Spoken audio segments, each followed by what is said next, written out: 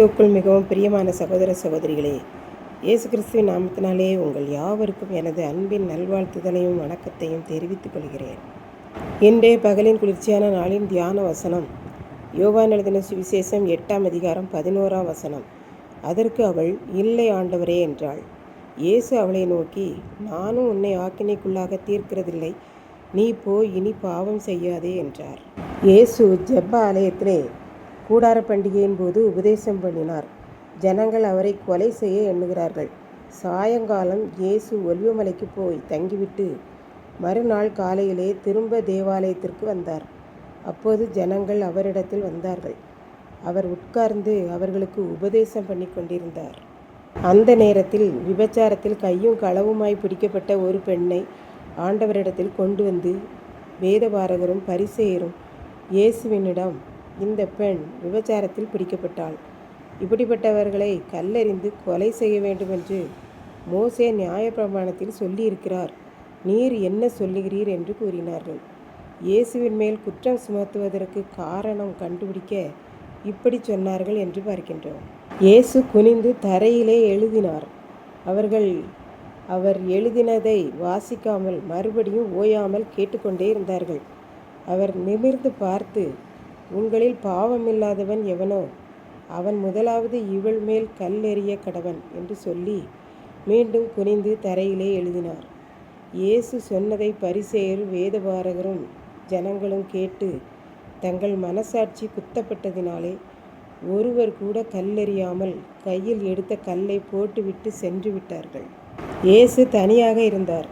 நிமிர்ந்து பார்த்தால் அந்த பெண் மாத்திரம் நின்று கொண்டிருந்தாள். பெண்ணே, ஒருவரும் உன்மேல் கல்லெறியவில்லையா?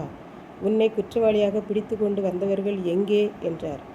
அவள், என்மேல் யாரும் கல்லெறியவில்லை ஆண்டவரே என்றாள். இயேசு மறுமொழியாக, நானும் உன்னை கல்லெறியப் போவதில்லை, நீ பத்திரமாய் உன் வீட்டுக்கு போ, இனி இந்த தவறை செய்யாதே என்றார். அவள், சரி ஆண்டவரே என்று சொல்லி சென்றாள்.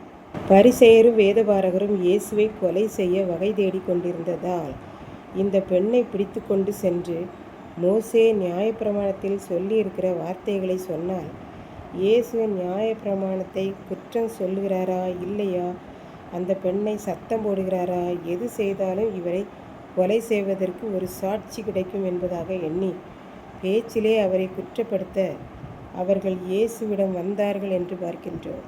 இப்படித்தான் ஒரு அம்மா ஒரு திருமண வீட்டிற்கு சென்றார்கள்.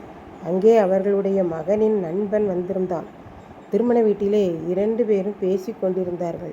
அப்பொழுது மகனின் நண்பன், உங்கள் மகன் நல்ல பையன்தான், ஆனால் இந்த ஒரு வாரமாக பள்ளியில் தன்னுடைய நண்பர்கள் எல்லாருக்கும் நல்ல பணம் செலவழித்து தின்பண்டங்கள் எல்லாம் வாங்கி கொடுக்கிறான். நீங்கள் தினமும் 200 ரூபாய் கொடுத்து விடுவீர்களோ என்று கேட்டார். அதற்கு அந்த அம்மா ஒரு பதிலும் கூறாமல், சரி தம்பி, நேரமாகிவிட்டது, நீ போய் வரியா, நான் வீட்டிற்கு போகிறேன் என்ன என்று கூறி சென்று விட்டார்கள். போக போக வீட்டில் சென்று மகனை தண்டிக்க வேண்டும். இவனுடைய நண்பர்கள் எல்லாரும் இவனிடம் நன்றாக சாப்பிட்டு விட்டு இவனைத்தான் குறை கூறுகிறார்கள். இப்படி தெரியாமல் எடுத்து செலவு பண்ணினால் நம் வீடு என்ன ஆகும் என்று பலவாறு யோசித்து கொண்டே சென்றார்கள். வீட்டிற்கு செல்ல மாலை நேரம் ஆகிவிட்டது. மகன் பள்ளியிலிருந்து வந்தான். இவர்கள் அவனிடம் எதுவும் கேட்காமல் இருந்தார்கள். மகன் காப்பி குடிக்கும்போது, அம்மா, நான் உங்களிடம் ஒன்று சொல்ல வேண்டும் என்றான். சொல் மகனே என்றார்கள். அவன் சொன்னான், முதலில் என்னை மன்னித்து விட்டேன் என்று சொல்லுங்கள் அம்மா என்று அம்மாவின் காலில் விழுந்தான். அம்மா, நீ சொன்னால்தானே நான் மன்னித்து விட்டேன் என்று சொல்லலாம், விஷயம் என்ன என்றார்கள். அதற்கு அவன், நான் ஒரு உண்மையை சொல்கிறேன் அம்மா, இந்த ஒரு வாரமாக நான் தினமும் நம் வீட்டில் 200 ரூபாய் எடுத்துக்கொண்டு போய் நானும் என்னுடைய நண்பர்களும் காப்பி வாங்கி குடித்தோம் அம்மா. இது உங்களுக்கு தெரியாது அம்மா, இனிமேல் இந்த மாதிரி நான் தவறை செய்ய மாட்டேன் என்றான். அம்மாவும், மன்னித்து விட்டேன் மகனே, இனி எனக்கு தெரியாமல் இப்படிப்பட்ட தவறையெல்லாம் செய்யவே கூடாது என்றார்கள். இதை கேட்டுக்கொண்டிருக்கும் எனக்கன்பானவர்களே, இன்றைக்கு நமக்கும் ஆண்டவருக்குமான உறவு எப்படி இருக்கிறது? தெரியாமல் நம்மை அறியாமல் செய்த பாவங்களுக்காய் நாம் உடனே அனுதினமும் மன்னிப்பு கேட்கிறோமா? அப்படி ஆண்டவரிடம் நாம் மன்னிப்பு கேட்கிற போது அந்த தாய் தன் மகனை மன்னித்தது போல நம் ஆண்டவரும் உடனே மன்னிக்கிற தேவனாய் இருக்கிறார். ஏனென்றால் நம் ஆண்டவர் மன்னிக்கிறதற்கு தயை பெருத்தவர். ஆகவே நாம் செய்த பாவ அக்கிரமங்களுக்காக மனஸ்தாபப்பட்டு அறிக்கை செய்து விட்டு விடுவோமாக. கர்த்தர் இந்த அன்பின் ஆண்டவரே, இந்த அருமையான நல்ல நாளுக்காக நன்றி செலுத்துகிறேன்.